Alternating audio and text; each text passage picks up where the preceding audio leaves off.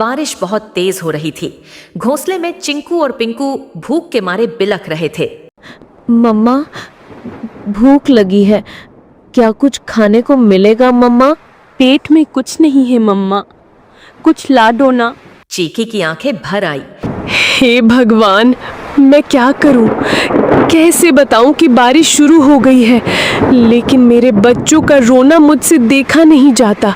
भीगूंगी, गिरूंगी, चाहे जो हो, लेकिन इन्हें भूखा नहीं देख सकती। रुको मेरे लाल, मम्मा कुछ ले आएगी, चाहे जान ही क्यों ना चली जाए।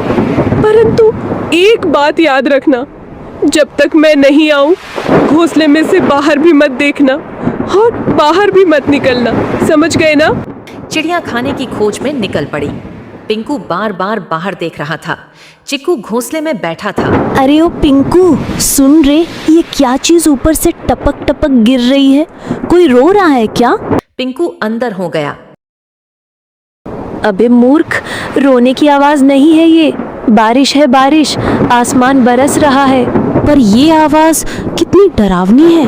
और पानी, इतना सारा पानी कहाँ से आता है रे? मत देख बाहर, मम्मा ने कहा था बिजली चमकी तो घोंसले समेत भस्म हो जाओगे। हवा के साथ पानी भी अंदर आने लगा था। मम्मा कब आएगी पिंकू? भूख लग रही है यार, और डर भी। मम्मा ने कहा था कि अगर मैं देर से लौटूं तो घबराना मत, चुपचाप बैठे रहना। डर से बड़ा कोई शिकारी नहीं होता। चीकी, चिड़िया को जंगल में गेहूं मिला। उसने गेहूं की बाल तोड़ी और लौट पड़ी, क्योंकि बच्चे बहुत भूखे थे। उसे न चाहते हुए भी एक पेड़ पर बैठना पड़। हे राम, बच्चे अकेले हैं, घोंसला खुला है और ये बारिश बढ़ती ही जा रही है। यदि बारिश थोड़ी सी भी कम हो तो मैं सीधी दौड़ती हुई उड़कर अपने बच्चों के पास पहुंच जाऊंगी। तभी वहां टोनी तोता आ गया। अरे टुनी बहन, तू यहाँ क्या कर रही है इस तूफानी बारिश में?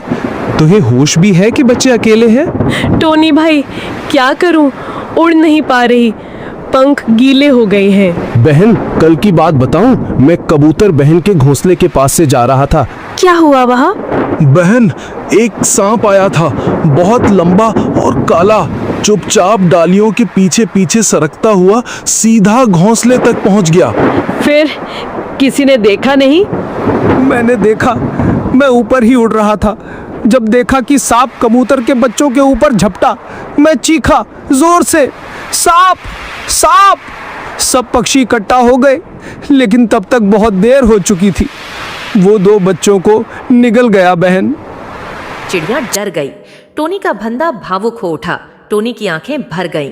वह बोला, और जब कबूतर बहन आई ना, वो तो जैसे पगला गई थी। अपने घोंसले के पास आई तो देखा कि एक बच्चा खून से लथपथ पड़ा है और दो तो दिख ही नहीं रहे थे। वो बार बार पुकार रही थी, मेरे बच्चे, मेरे लाल, कहाँ चले गए तुम? उसके आंसू रुक ही नहीं रहे थे। अपने बचे हुए एक बच्चे को उसने पंखों में दबा लिया और फिर चुपचाप बैठ गई, जैसे दुनिया ही खत्म हो गई हो उसकी। मैं बता नहीं सकता कितना दर्द था उस माँ की आंखों में।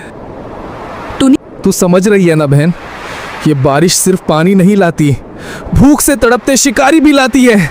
जल्दी निकल, पेड़ों की आड़ लेकर जा, मत। चिड़िया तुरंत अपने घर की ओर निकल पड़ी। बारिश काफी तेज चल रही थी। रात भी होने लगी थी। बस कुछ ही दूर और चिंकू पिंकू मेरा इंतजार कर रहे होंगे। तभी 2 काली परछाई आई। चिड़िया डर गई। ओए चिड़िया रानी, कहाँ चली बारिश में? अब तो करे क्या?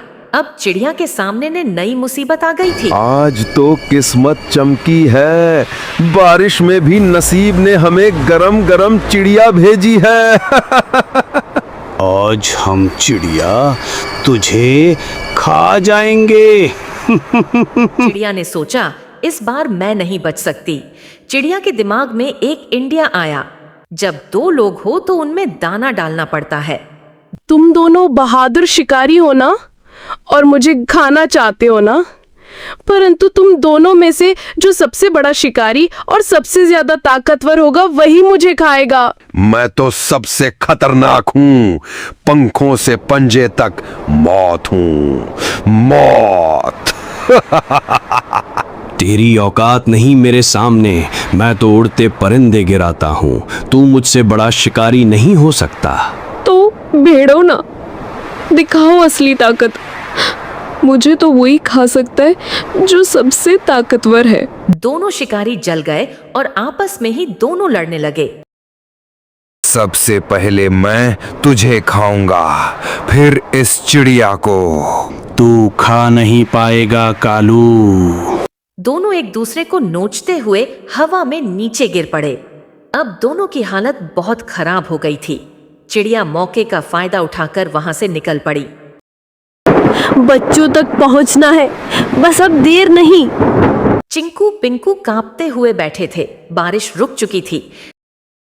भाई चिंकू, मेरे पिंकू, मैं लौट आई। मम्मा, हम कब से राह देख रहे थे कि आप कब आएंगी। मेरे लाल, तुम दोनों ठीक हो ना? डर तो नहीं लगा? बहुत डर लगा मम्मा, बिजली भी चमक रही थी। चिंकू बार बार बाहर देख रहा था। मैं तो कह रहा था ना जल जाएगा। बेटा, कभी कभी डर जरूरी होता है, लेकिन बहादुरी ये है कि डर के बाद भी टिके रहो। तुम दोनों ने बहादुरी दिखाई। पंखों में तभी चिड़िया पंखों में गेहूं को निकलकर खाना बनाकर बच्चों को दिया। बच्चों ने भूख के मारे खाना खा लिया। सुबह बारिश तो रुक चुकी थी, लेकिन सभी को नींद आ रही थी। सूरज की किरणें घोंसले पर पड़ा। चिड़िया की नींद खुल गई। चिंकू काफी कांप रहा था। उसकी आंखें लाल हो गई थीं। चिंकू, ओ बेटा, क्या हुआ तुम्हें? मम्मा, बहुत गर्मी लग रही है, पूरा बदन जल रहा है। हे भगवान, बुखार इतनी तेज, अब मैं क्या करूं? मम्मा, चिंकू को क्या हो गया? ये तो बोल भी नहीं पा रहा है ठीक से। चिड़िया ने अपने आप को संभाला, लेकिन आंसू बहाने लगे। तू ठीक हो जाएगा बेटा, मम्मा यही है, कुछ करेगी, कुछ जरूर करेगी। उसने चिक्कू को अपने पंखों में लपेट लिया। दिन भर पास बैठी रही। अगली सुबह जैसे ही सूरज निकला, चिंकू को हल्की खांसी सुनाई दी। मम्मा, मुझे भी कुछ अजीब लग रहा है, सर भारी है। नहीं, अब तू भी? ये क्या हो रहा है मेरे बच्चों को? हे भगवान, मैंने कौन सा पाप किया? भूख मिटाने चली तो बारिश आई, बारिश में निकली तो शिकारी आए, और शिकारी से बचकर आई तो अब ये बुखार। क्या मेरी ममता की परीक्षा ले रहे हो तुम? पिंकू और चिंकू अपनी मम्मा के पास बैठे गए। चिड़िया का मन टूटा हुआ था, लेकिन अब आंखों में अभी भी एक जिद थी। नहीं, मैं हार नहीं मानूंगी। मैं माँ हूँ, और माँ कभी घोंसले में बैठकर अपने बच्चों को यूं मरता नहीं देख सकती। अगर इनको बचाना है तो मुझे लड़ना होगा, बीमारी से भी, अकेलेपन से भी, और इस जंगल की बेरहमी से भी। लेकिन उसके मन में एक सवाल लगातार घूमता रहा। क्या ये कल सुबह मेरी गोद में होंगे? चिड़िया घोंसले से बाहर उड़कर जाती है। उसकी आंखों में नींद रही थी। वो सीधा टोनी तोता के पेड़ के पास पहुंची। टोनी भाई, देखो ये क्या हुआ? अरे टुन्नी बहन, इतनी सुबह सुबह क्या हुआ? तेरी हालत क्यों बिगड़ी हुई लग रही है? मेरे दोनों बच्चे बीमार हैं टोनी। पहले चिंकू को बुखार आया, अब पिंकू को भी।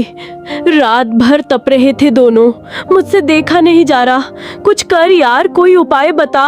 रुक, सुन, मुझे याद है, जंगल के उस पार एक चूहा डॉक्टर है, बहुत समझदार। सब उसे डॉक्टर चिंटू कहते हैं। चल, अभी चल। बिना वक्त गवाए दोनों जाने लगे। जंगल के भीतर झाड़ियों के पीछे एक पुराना सा बिल था। बाहर प्लस का बोर्ड लगा था, यहाँ डॉक्टर का घर है।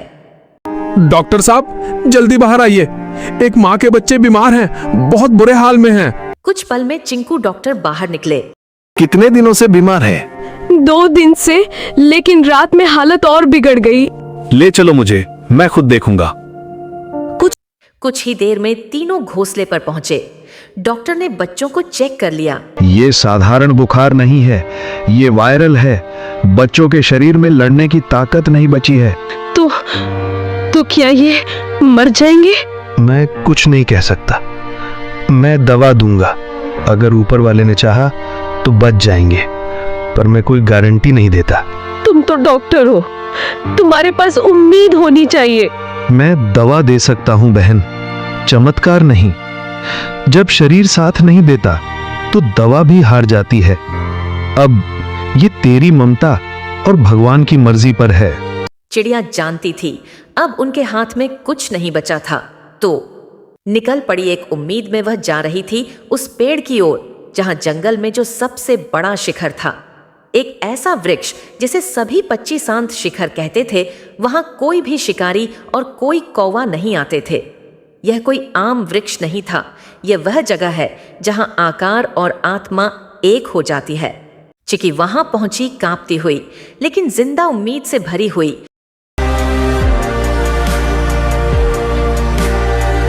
उसने आंखें बंद कर लीं और गहराई से सांस ली। हे ब्रह्मांड, मैं तुझसे मांगने नहीं आई, मैं तेरे आगे झोली नहीं फैला रही, मैं तुझसे लड़ने आई हूँ अपने बच्चों के लिए। उसकी आवाज जंगल में घुस उठी।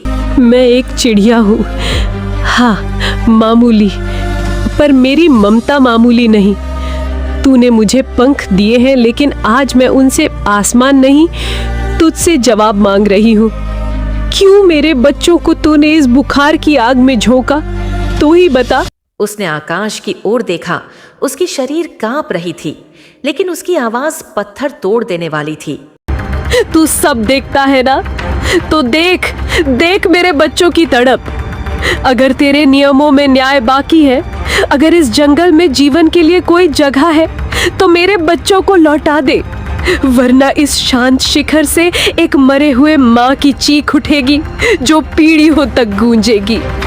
बाद में चिड़िया जिस पेड़ पर बैठी हुई थी, उसकी आवाज जंगल में गूंज उठी। घुस उठी। मैं एक चिड़िया हूँ, हाँ मामूली, पर मेरी ममता मामूली नहीं।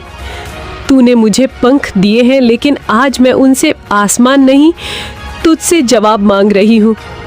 क्यों मेरे बच्चों को तूने इस बुखार की आग में झोंका, तू ही बता। वह पेड़ बोलने लगा। अब देखो। चिड़िया उड़कर अपने घोंसले की ओर चल पड़ी। उसका दिल टूटा हुआ था, लेकिन उस धूप में अजीब सी शांति थी। जैसे चिड़िया घोंसले में पहुंची, वैसे ही चिंकू बोल, पानी देना, मेरे होठ सूख गए हैं। चिड़िया खुश हो गई। अब वह पूरी तरह से ठीक हो गया था। मेरे लाल, तुमने जवाब दे दिया, तुमने मेरी पुकार सुन ली। धन्यवाद है इस ब्रह्मांड का कि ऊपर वाले मैं तुझे धन्यवाद देती हूँ जो तूने मेरे बच्चों को मुझे लौटा दिया। अगली सुबह दोनों बच्चे घोंसले के किनारे खड़े थे, आंख चमक रही थी। अब वह ठीक हो चुके थे। चिंकू बोल, अब हम उड़ना सीखेंगे मम्मा। तुम दोनों बारिश से बचे, वायरल इन्फेक्शन